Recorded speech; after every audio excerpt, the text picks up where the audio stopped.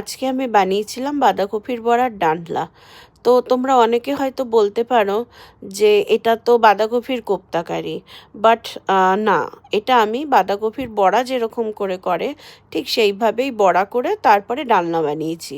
বাঁধাকপিটাকে কুচি করে নিয়েছি, সাথে কাঁচা লঙ্কার ধনেপাতা কুচি করে নিয়ে, সাথে বেসন, কালো জিরে, নুন, হলুদ, লঙ্কার গুঁড়ো মিশিয়ে আর একটু আদা বাটা দিয়েছিলাম। ভালো করে ওটাকে মেখে তারপর বড়াটা করে নিলাম। বড়া ভেজে আলুটাকে ভেজে নিলাম। তারপরে জিরে তেজপাতা ফোড়ন দিয়ে আদা দিয়ে দিলাম। আদাটা যেই একটু ভাজা ভাজা হয়ে গেল, তারপর টমেটো পেস্ট বা টমেটো কুচি, নুন, হলুদ, লঙ্কার গুঁড়ো, ধনে জিরে গুঁড়ো আর একটু হিং দিয়ে ভালো করে কষিয়ে আলুটাকে দিয়ে দিলাম। আলুটাকে দিয়েও ভালো করে কষিয়ে জল ঢেলে দিলাম। তারপর যে আলুটা সেদ্ধ হয়ে গেল, ভেজে রাখা বড়াগুলো দিয়ে দিলাম।